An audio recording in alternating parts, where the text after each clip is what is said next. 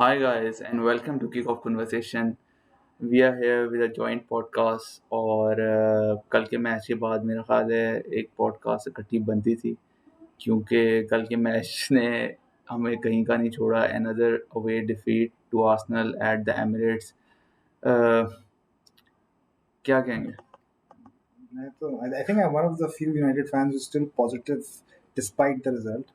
Positive because of the performance, of course, not because of the result. मैं यही कहूँगा कि देखें 3-1 हारे हैं, यही मैच हम बड़े आराम से 2-1 जीत सकते थे. ये फैक्ट है. मैं जो रेफरिंग डिसीजन उन चीज़ों में नहीं पढ़ रहा हूँ. Purely on the basis of the chances created, the tempo of the match और आखिरी 90 मिनट तक जो आखिरी दम तक आप जब तक उनका 2-1 नहीं हुआ था, ऐसे नहीं आप ये कह सकते थे कि यूनाइटेड किसी भी हवाले से पीछे रही है. तो कुछ चीज़ें आगे पीछे हो जाती तो रिजल्ट डिफरेंट होता.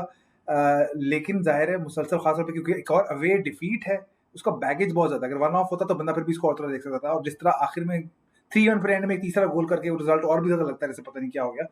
तो definitely not a 3-1 result given the matchup, given the performance. लेकिन बहुत कुछ सीखने के लिए है जो अगले मैचेस में होपफुली हम सीखेंगे. पॉजिटिव सबसे बड़ा मेरा ख्याल है हॉयलुंड का ही था जिसका कैमियो हमने देखा. एंड मेरा ख्याल है वो मार्शियल, वो जैसे शेर की एक दिन की जिंदगी की तड़की 100 साल है, तो मार्शियल की जो पिछले किसी साल की परफॉर्मेंसेस थी, मेरा ख्याल है हॉयलुंड का ये कैमियो उन सबसे बहुत बेहतर था. वो आया तो हमने चांसेस क्रिएट करना शुरू किए. I think the link up play was great. उसकी फिजिकलिटी, उसने गैब्रियल को बहुत टफ टाइम दिया और गैब्रियल को बिल्कुल समझ नहीं लग रही थी. एक वो जो गर्नाचो वाला हमारा जो गोल, आई डोंट नो वार ने कैसे उसको ऑफ साइड दे दिया, क्योंकि नेकेड आई से तो वो बिल्कुल ऑन साइड ही लग रहा था. बट एनीवेज उसमें हॉलून का बहुत बड़ा रोल था उस through ball to Garnacho. So I think Hojlund is one of the positives of yesterday's match. और उसके अलावा देखा जाए तो आई थिंक डियोगो डोलो की performance against Saka, who has been one of the lethal right wingers in the world right now, बहुत अच्छी थी. और top performance from Diogo Dalot, जिसको हम डिफेंडिंग के लिए खास तौर पे क्रिटिसाइज करते रहे पिछले मैचेस में. सो जहाँ उसको अप्रिसिएशन बनती है वहाँ करनी चाहिए. Centre back pairing of course सबसे ज़्यादा मसला हमारे सेंटर बैक्स का था. And I think no one of us expected to finish that match with Maguire and Evans as the centre back pairing. कभी किसी ज़माने में वो लेस्टर सिटी के हुआ करते थे सेंटर बैक्स, तो तब चलो कह भी सकते थे, लेकिन now I don't think so they are at that level. और I don't know, with that centre back I think we all expected us to concede goals. और वो हमने 90th मिनट तक तो जो है वो हम शायद जीत जाते मैच. सेकंड गोल हमें शायद नहीं खाना चाहिए था. राइस को हमने बहुत प्रॉपर इतना ज़्यादा चांस दिया कि वो प्रॉपर उसने चेस्ट डाउन करके, और वो फिर एक डिफ्लेक्टेड गोल जिस पे ओनाना को आप ये नहीं कह सकते कि जो है वो ओनाना की गलती थी. डिफ्लेक्टेड शॉट्स को वैसे ही रोकना बहुत मुश्किल होता है. And where is he going? तो ओनाना का जो क्रिटिसाइज कर रहे हैं, आई डोंट थिंक सो कि ओनाना की उसमें कोई मिस्टेक थी. रैशफोर्ड का अच्छा गोल था उसका. मेरे ख्याल है फर्स्ट हाफ बेहतर था, सेकंड हाफ में उसने चांसेस बनाए थे लेकिन उसने पासेस नहीं किए, थोड़ा सेल्फिश रहा जहाँ पे उसको पास करना चाहिए था. तो उस फाइनल थर्ड में थोड़ी डिसीजन मेकिंग का रोल था. But one stat that I read that was Rashford has scored 3 times against Arsenal, and the last player to do so was Robin van Persie in 2012-2013, which is a good record. But ऐसे individual records का नहीं फायदा क्योंकि match आप हार गए थे. नहीं बिल्कुल. आप सेंटर बैक पेयरिंग की आप बात कर रहे थे, मेरे ख्याल में थोड़ा सा हम थोड़े जज्बाती ज़्यादा हैं हम यूनाइटेड फैंस, क्योंकि सही बात है कई सालों की वो है बैगेज है. लेकिन आप गौर करें तो मैग्वायर और Jonny Evans they are your fourth and fifth, बल्कि fifth and sixth choice central back pairing. ठीक है, they not the same pairing that they were in 2017 जब वो लेस्टर के लिए खेल रहे थे साथ. लेकिन फिर भी आपके अगर वरान इंजर्ड है, मार्टिनेज को मैच में इंजरी हो गई है, उसके अलावा आप अगर लिंडलॉफ को भी इंजरी हो गई है, और लूक शॉ भी आप टेक्निकली फोर्थ चॉइस आपका लूक शॉ बनता है अगर उसको आपने खिलाना हो सेंटर बैक. तो उसके बाद आप पांचवें छठे नंबर पर Maguire and you can do much worse than Johnny Evans and Harry Maguire. उसके बावजूद जो डिफ्लेक्शन हुई है ओनाना की, जो लोग बात करें उसको पॉइंटिंग टू, आपने डेक्लन राइस को जो स्पेस दी है उसको गोल करने के लिए, असल चीज तो वो थी. वो नहीं होना चाहिए था. दूसरा आपने बात की डालो की बिल्कुल डिफेंसिवली परफॉर्मेंस बहुत अच्छी थी, वो मैचअप साका को सूट नहीं करता, वो एक अच्छा रहा। रैशफोर्ड बिल्कुल उनकी परफॉर्मेंस डिप हुई।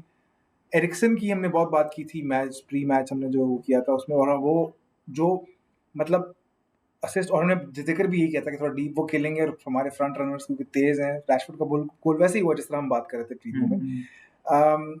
लेकिन फिर वही बात है कि कहीं कहीं नजर आया, हालांकि जितना वो खेल गए हम वो भी एक्सपेक्ट नहीं कर रहे थे, लेकिन कहीं कहीं नजर आया कि वो एज डिफरेंस, फिजिकलिटी डिफरेंस था। सबसे बड़ा जो मुझे ख्याल में जिस प्लेयर को मैं सिंगल आउट करूंगा, हमने नेगेटिव बातें कर ली, पॉजिटिव बातें कर ली, कंट्रोवर्शियल बातें कर ली, हर चीज कर ली, लेकिन ब्रूनो फर्नांडिस का नाम किसी ने नहीं लिया अभी तक। और ये बहुत हैरानी की बात है कि आपका जो मेन प्लेयर है, फैक्ट ठीक है, आपका जो कैप्टन है वो डिस्कस ही नहीं हो रहा किसी भी चीज में, क्योंकि देखें मतलब जब पॉजिटिव हो रहा है, आप 1-0 अप हैं, वो जब गोल हुआ है तो सब उस पे आप फौरन कंसीड कर रहे हैं फौरन। यहाँ पे ठीक है डिफेंस को आप कर सकते हैं, कंसंट्रेशन को कर सकते हैं, यहीं पे तो कैप्टन का रोल आता है कि आप फौरन को कहेंगे नहीं, बड़े मैच में गोल करने के पहले कुछ मिनट तो आपने वो अपने आप को वही रखना होता है कि हमने अब तो इनको सांस भी नहीं लेने देना, चाहे हमारे पास बॉल ना आए, ठीक है। ये कैप्टन ने टीम को याद दिलाना होता है, प्लस कैप्टनसी को साइड पे करें, ओवरऑल परफॉर्मेंस भी ब्रूनो की वो नहीं थी जो इतने बड़े मैचेस में होनी चाहिए, ये थोड़ा उनको इम्प्रूव करना पड़ेगा। नो डाउट एरिक्सन पे खास तौर पे मैं बात करूंगा कि उसको हमने बिल्कुल सिंगल आउट कर दिया था कि भाई वो आर्सेनल की physicality. So I think we were not that bad in the midfield area. जहां हमने मार खाई है वो डिफेंस था, सेंट्रल बैक जब हमारे गए हैं वहां पे, उसके बाद से गेम जो थी ना वो बिल्कुल पलट गई। ओनाना की मैं तारीफ करना चाहूंगा, आई थिंक उसने फर्स्ट हाफ में बहुत कंपोजर शो किया with the ball in his feet, और यस सेव फ्रॉम साका, और थैंक्स टू काई हावर्ट्स जो हमारी तरफ से खेल रहे थे, वरना शायद हमें गोल बहुत अर्ली फर्स्ट हाफ में पड़ जाता। उसके अलावा मार्शल ऑफ कोर्स वो तो सिर्फ चहलकदमी करने आते हैं, जॉगिंग करने आते हैं मैच में। पार्क का एक राउंड लगाया, दिल किया तो खेल लिया, नहीं किया तो बस खुदा हाफिज। तो वो आर्सेनल की तरफ से खेल रहे थे, तो आई थिंक ये थोड़ा वो बैलेंस आउट हो गया ये दोनों चीज़ें। ओनाना पे हाँ मैं बात कर रहा था कि भाई उन्होंने जो पासिंग कल की है, I was reading this stat that in for 15 appearances for United, De Gea जो मैक्सिमम पासेस एक मैच में खिलाए वो 39 है। एंड ओनाना का ये मेरा ख्याल है फोर्थ मैच था यूनाइटेड में, और उसके 42 पासेस थे against Arsenal, against a well drilled Arsenal team. So I think all the credit goes to that goalkeeper, and he matches the style that the manager wants to play with. So hats off to Onana. ठीक है clean sheets उस तरह से आप नहीं रख पा रहे, डिफेंसिव इश्यूज हैं, इंजरीज हैं, बट उसकी अगर सिंगल आउट परफॉर्मेंसेस देखी जाएं तो I think he has been keeping us in the matches as well with the saves and everything. तो वो कंपोजर है उसमें। So I think that was all. और कोई पॉइंट डिस्कस करने वाला मेरे ओनाना ख्याल पे मैं कहूँगा कि वो कंपोजर का ऑलरेडी बात कर लिया, लेकिन डीप 90th मिनट की कपास, मुझे एग्जैक्ट को याद नहीं आ रहा, बिल्कुल डीप है। ऐसी सिचुएशन में है कि गलती पे आप मैच हार रहे हैं, और जो वहां पे सब पासेस निकाल रहा था कि उससे मतलब कोई प्रेशर नहीं है वो, और ये बहुत बड़ी चीज है, क्योंकि कीपर को हमेशा रेडी होना पड़ता है कि जी मेरा हर पास जो है वो गोल हो सकता है, ये बहुत बड़ा प्रेशर होता है, बड़ा मैच में ये प्रेशर। तो एक वो था मार्शियल का आपने जिक्र किया, मुझे, और ये मैं इतने अर्से से हम पॉडकास्ट कर रहे हैं, बाबा बोल रहा हूँ, मुझे जो चीज बहुत मतलब इंजरीज को आप साइड पे कर लें, परफॉर्मेंस को भी मैं मार्जिन दे सकता हूँ, लेकिन जो लैक ऑफ एटीट्यूड है ना यार, कि ये आपके पास अपॉर्चुनिटी थी कि हॉयलैंड फर्स्ट चॉइस आ रहा है, अच्छी पॉजिटिव यंग साइनिंग है, ये आपके पास अपॉर्चुनिटी थी कि आप प्रूव करें कि जी मैं उसको उसकी पोजीशन के लिए चैलेंज करूंगा, या at least as a second option अपने आप को मैं थ्रो कर रहा हूँ कि अगर किसी कोई ऑफ डे है उसका, कोई इंजरी कोई चीज़ है, तो मैं वो कर सकता हूँ। तो इतना खराब, मतलब हमारे और बड़े डिसिप्लिन के मामले में हेडलाइंस बन रही है हमारे क्लब के हवाले से, मार्शियल क्या डिसिप्लिन जो करता है बाकी जगहों पे कि उसके साथ कुछ नहीं होता, ये पता नहीं, it's mystery for another day obviously. But these were all the talking points. Penalty पे हम बात कर लेते हैं, हॉयलैंड वर्सेस गैब्रियल, पेनल्टी और नॉट? देखिए जो सारे डिसीजन थे ना, ऑफ साइड, पेनल्टी, मेरे ख्याल में क्या ये कहना कि सारे डिसीजन ही यूनाइटेड के खिलाफ जो थे वो सही थे, मेरा नहीं ख्याल। टेन हैग तो यही कह रहे हाँ थे। नहीं, बट वो टेन हाग तो यही कह रहे थे, लेकिन क्या सारे गलत थे वो भी नहीं है, थोड़ा you know bit of this and bit of that वाली चीज थी। मैं, लेकिन मुझे शौक नहीं है कि हम रेफरीज वाली, हमने क्या चीज की, क्या बेहतर कर सकते थे, मेरा उस पर फोकस है। और हम ये मेंटली ये मैच आ रहे हैं, टैक्टिकली परफॉर्मेंस वाइज हमने उनको मैच किया है, और अगेन जो सेंटर बैक पेयरिंग है उनको मैं उनको ब्लेम नहीं करूंगा क्योंकि वो पांचवें वो आपके टॉप डिफेंडर नहीं है वो आपके हाँ लेकिन like you could have bought Todibo in the summer transfer window, Maguire चला जाता तो वो वाली चीज भी तो है नहीं ना। गया ना वो अपने तो कॉन्ट्रैक्ट ये वो अपने कॉन्ट्रैक्ट इतना अच्छा दिया हुआ है वो क्यों अपनी तनख्वाह तो क्यों कम कराए ये मसला है ग्लेजर्स तो एंड पे ये बात आ जाती है, ग्लेजर्स आउट होंगे तो क्लब के मसले हल होंगे। तो मेरा ख्याल है पॉडकास्ट को भी हम इधर ही एंड करेंगे। I think that was all from the match against Arsenal, we have talked about all the points. I think there is only one way up from here कि हॉयलैंड को अब हम स्टार्ट करें मैचेस। वो तो उसके बाद हमारी जो इंजरीज बैक आ जाती हैं, वेरान और शॉ को मैं स्पेसिफिकली वो वापस देखना चाहूँगा फुल फ्लेज।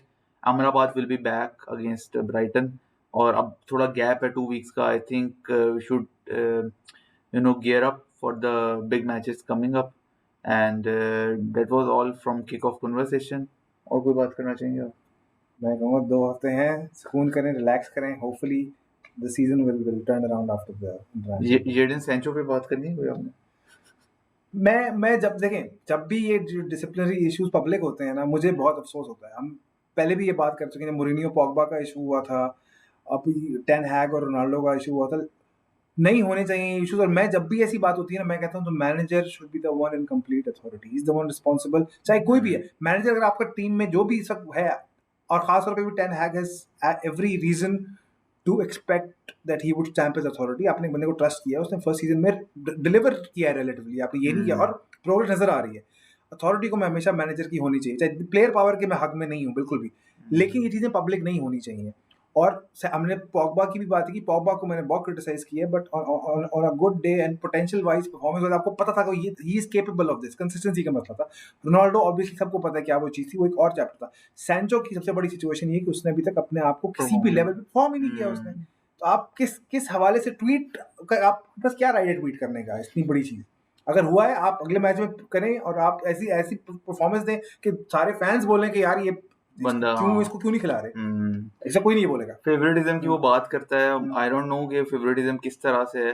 घरनाचो को आपने घरनाचो ने आपको बेंच किया हुआ है, हाँ। तो I don't see that how he could say that he was scapegoated और ये वाली चीजें जो उसने अपनी पोस्ट में की हैं।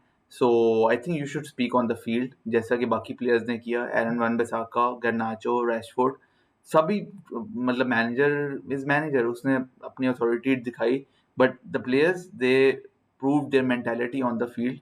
रैशफोर्ड का उसके बाद से सीजन कितना अच्छा रहा, उसने इतने गोल किए। वैन बिसाका को आप क्लब से ही बाहर भेज रहे थे कि भाई ये तो नहीं खेल सकता, but he is now your number 1 choice right back. So अगर आपने बातें करनी तो आप फील्ड पे करें, या आपको सोशल मीडिया पे पोस्ट करना और सिंगल आउट करना मैनेजर को कि भाई उसने आपको कह दिया कि तुमने ट्रेनिंग पे नहीं है तो ये आपको स्केपगोट हो गया, that is not the way to do it. And I think if there is any way left for Sancho to be back in United is a public apology now। अगर वो वापस यूनाइटेड में आते हैं, अव्वल तो मेरा ख्याल है कि वही रोनाल्डो वाला सीन होगा कि चैप्टर क्लोज है, कॉन्ट्रैक्ट खत्म, and he could maybe leave United to Saudi और in the January transfer window, वो तब तक खेलेगा नहीं। आई डोंट नो कि अब क्या होता है, बट अगर उसने वापस आना है तो आई थिंक पब्लिक अपॉलॉजी बनती है उसकी, जिस तरह से उसने रिएक्ट किया है टेन हैग की बात पे। इस पे आप क्या कहेंगे? हमारे हर साल ऐसे public apology, Piers Morgan interviews and मतलब ये कोर्ट केसेस, और ये मतलब जो कसर रह गई थी कि पिच की वजह से ऑफ पिच इश्यूज की वजह से हमने खा ली है, ये रिडिकुलस है। मतलब हम ये इश्यूज नहीं अफोर्ड कर सकते। लेकिन मैं वो कह रहा हूँ Sancho has done nothing to prove himself, he has no sympathy from me. आप परफॉर्म करें, अच्छा जो परफॉर्म करता है ना उसके नखरे उसके डिसिप्लिन सब बड़े से बड़ा मैनेजर ही बर्दाश्त करता है। तो जो टेन हैग क्रिटिसाइज कर रहे हैं ना मैनेजमेंट पे, वो गलत कर रहे हैं। कुछ उनमें से उनका रोनाल्डो फैंडम भी निकल रहा है, ये भी एक फैक्टर है। लेकिन रिजल्ट जब अच्छे होंगे तो फिर आपको कोई बुरा मैनेजर नहीं बोलेगा, ये टेन हैग की रिस्पांसिबिलिटी है, वो उसको इम्प्रूव करना है। So that was all from Jadon Sancho debate. Key points versus Arsenal, I think we can improve from that match as well. And we will see you soon after the international break. In the international break as well, we'll be doing podcast. But if you liked our podcast, please like the video, subscribe to the channel. We will be doing it with other fans, United fans around Pakistan as well. You can help us promote, क्योंकि अगर आपको मज़ा आ रहा है और आप like नहीं कर रहे तो फिर हमारा पॉडकास्ट बनाने का ना दिल करेगा और वैसे यूनाइटेड जिस तरह खेल रही है और जिस तरह अवे मैचेस में खासतौर पे बड़े मैचेस में खेल रही है, तो बड़ा दिल उठ जाएगा। So you should like this video and subscribe to our channel. We will be back and till then take care. Ciao.